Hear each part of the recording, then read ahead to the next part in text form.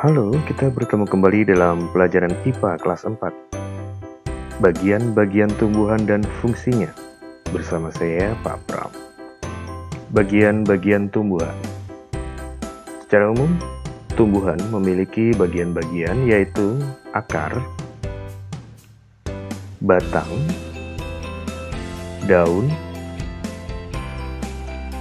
bunga, buah, dan biji tanaman, biji tumbuhan.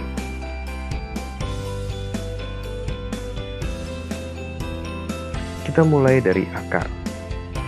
Akar berfungsi untuk menyerap air dan unsur hara dari dalam tanah. Air dan unsur hara diserap oleh akar, kemudian menopang dan memperkokoh berdirinya tanaman. Yang ketiga, sebagai tempat bernafas pada tanaman tertentu seperti pada pohon bakau. Ini akar tanaman bakau. Dan pada sebagian tanaman, akar juga berfungsi sebagai tempat cadangan makanan. Misalnya pada tanaman singkong. Singkong menyimpan cadangan makanannya pada akar sehingga bagian akarnya membesar menjadi umbi yang bisa dikonsumsi oleh kita manusia. Batang. Batang merupakan bagian tumbuhan yang bentuknya tegak. Pada batang terdapat pembuluh tapis atau phloem dan pembuluh kayu atau xilem. Fungsi batang pada tumbuhan menegakkan berdirinya tanaman atau tumbuhan. Dengan pembuluh kayu atau xilem, batang mengangkut air dan garam mineral yang diserap akar ke daun untuk dimasak dalam proses fotosintesis. Dan dengan phloem atau pembuluh tapis, batang mengedarkan hasil fotosintesis dari daun ke seluruh tubuh tumbuhan. Ini gambar batang tanaman. Jika dipotong dan dilihat bagian tengahnya, akan terlihat seperti ini. Banyak lingkaran-lingkaran dan pada bagian terluar ini yang disebut sebagai phloem. Pak Pram beri warna hijau dan yang Pak Pram beri warna kuning adalah xilem. Pada sebagian tanaman, batang juga berfungsi sebagai tempat cadangan makanan. Misalnya pada tanaman tebu, ini batang tebu, dan juga pada sagu. Ini contoh batang sagu yang sudah dibelah. Kita akan lihat daun. Bagian tanaman yang berikutnya adalah daun. Daun pada umumnya berwarna hijau. Mengapa? Karena pada daun terdapat zat hijau daun yang disebut klorofil. Klorofil akan menyerap sinar matahari dalam proses fotosintesis. Dan pada daun juga terdapat stomata.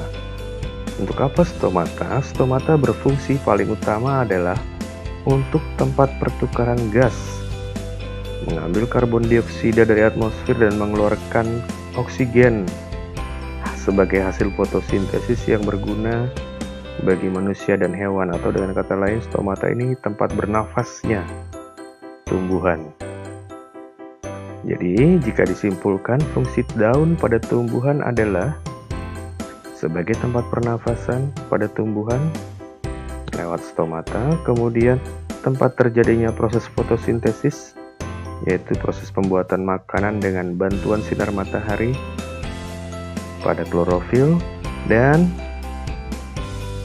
lewat stomata juga terjadi penguapan kandungan air yang berlebih pada tanaman.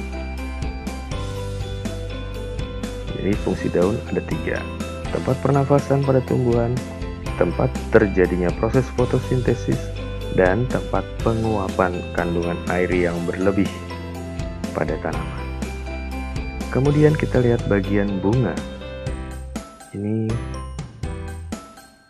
bunga berfungsi sebagai alat perkembangbiakan tumbuhan.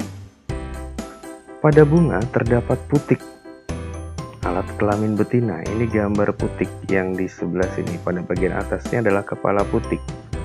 Kemudian yang kecil-kecil ini adalah benang sari, alat kelamin jantan. Bagian atasnya yang kuning-kuning ini adalah serbuk sari. Kita akan lihat buah selanjutnya. Buah pada tumbuhan berfungsi sebagai tempat menyimpan cadangan makanan dan sebagai pembungkus yang melindungi biji tumbuhan dari pengaruh buruk lingkungan luar. Ini bijinya dibungkus oleh daging buah dan kulit buah. Buah terdiri atas beberapa bagian: kulit buah, daging buah, dan biji. Dan bagian buah yang kita makan disebut sebagai daging buah. Kita lihat yang mana ya? Oh, kulit buah itu yang ini, yang paling luar. Daging buah ini yang bisa kita makan. Dan ini bijinya. Ya, ini buah yang selalu kita bisa konsumsi adalah bagian daging buahnya. Bagian tumbuhan yang berikutnya, yang terakhir adalah biji. Ini gambar biji tomat dan biji pepaya. Kita lihat, biji merupakan hasil penyerbukan antara serbuk sari dari benang sari dengan putik. Nah, biji berfungsi sebagai bakal tumbuhan baru. Biji yang ditanam akan tumbuh menjadi tanaman yang baru. Kita punya biji tanaman, beberapa hari kemudian dia akan tumbuh. Lalu setelah beberapa minggu dia akan bertambah besar, beberapa bulan dia mungkin akan berbunga atau berbuah, tergantung jenis tanamannya. Terima kasih sudah belajar bersama saya. Sampai jumpa kembali dan salam sehat selalu.